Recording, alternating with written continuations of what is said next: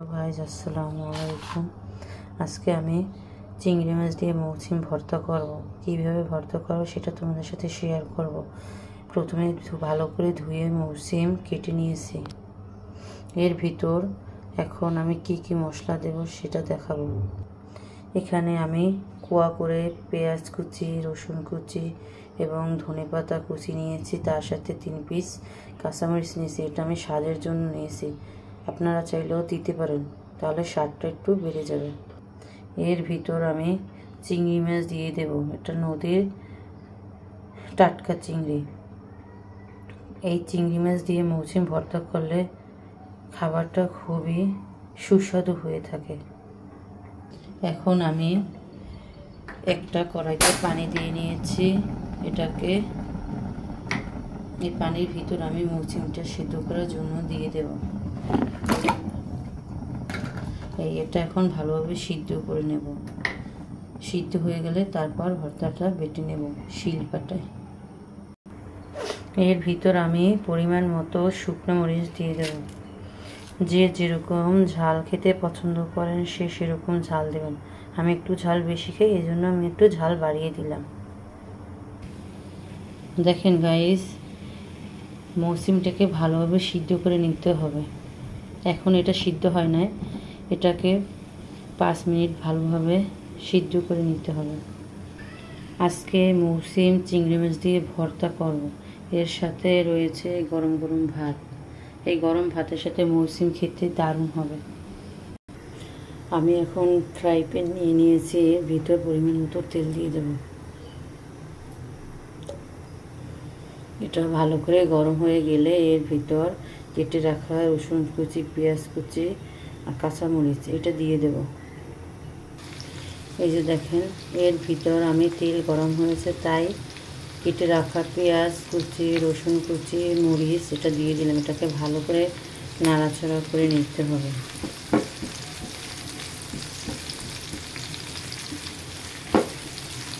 এটাকে ভালো করে ভেজে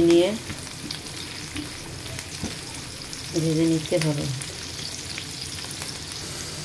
দেখেন, এটা ভালো করে ভাজা হয়ে গিয়েছে। এখন নামিয়ে নেব। দেখেন, আমি এর ভিতর পরিমাণ মতো মরিচ নিয়েছি। এখন এই মরিচটা ভালো করে ভেজে নেব। দেখেন, এখন এর ভিতর চিংড়ি মাছ দিয়ে দিয়েছি। এটাকে ভালোভাবে ভেজে নিতে হবে।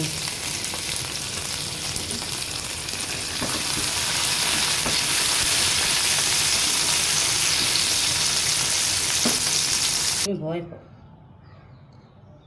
দেখেন গাইজ, আমি ভর্তার জন্য কি নিয়েছি। সিদ্ধ করা মৌসিম, তার সাথে পেঁয়াজ, মরিচ, রসুন কুচি, ধনেপাতা, তার মধ্যে চিংড়ি মাছ। প্রথমে আমি পরিমাণ মতো শুকনো মরিচ দিয়ে দেব। তার ভিতর ধনেপাতা কুচি দিয়ে দেব পরিমাণ মতো। তার ভিতর রসুন কুচি, পেঁয়াজ কুচি, কাঁচামরিচ কুচি দিয়ে দেব। এটাকে ভালোভাবে বেটে নিতে হবে। পরিমাণ মতো লবণ দিয়ে দেব।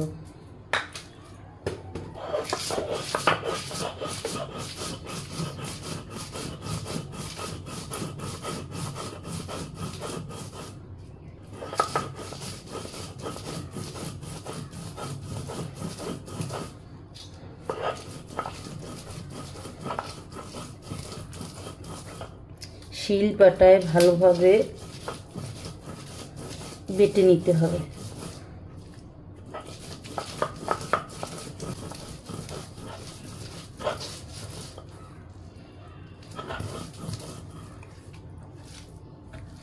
এটাকে ভালোভাবে মিশিয়ে নিতে হবে। মিশিয়ে নিয়ে ভালোভাবে বেটে নিতে হবে।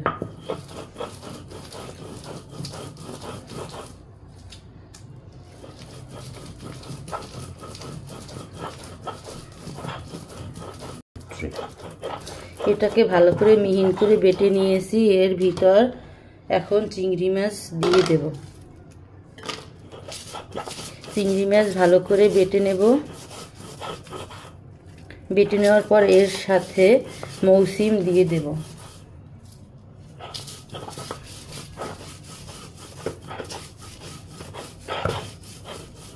এখন এর ভিতর মৌসিম দিয়ে দেব।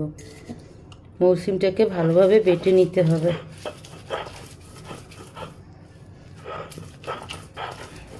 আপনারা চাইলে এইভাবে বাসায় চিংড়ি মাছ দিয়ে মৌসিম ট্রাই করে দেখতে পারেন।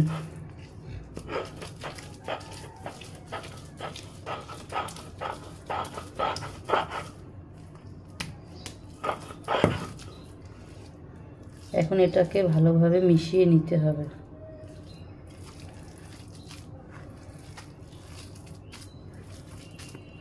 মিশিয়ে নিয়ে ভালোভাবে বেটে নিতে হবে।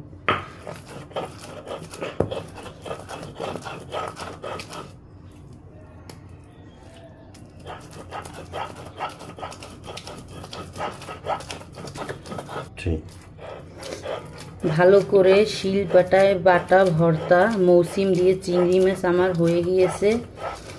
আপনারাও চাইলে এইভাবে মৌসিম দিয়ে চিংড়ি মাছ ভর্তা বাসায় ট্রাই করতে পারেন। এটা খুবই সুস্বাদু খাবার। ভর্তা আছে তার মধ্যে এটাই সুস্বাদু।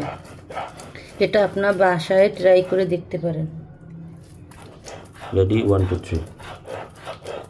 এরকম শিলপাটায় বেটে মৌসিম দিয়ে চিংড়ি মাছ ভর্তা আমাদের মা চাচিরা গ্রাম বাংলায় করে থাকতো। এটা খুবই স্বাদ। এটা ব্লেন্ডারে আপনারা কখনোই পাবেন না। শিলপাটায় বাটা ভর্তা খুবই সুস্বাদু হয়ে থাকে।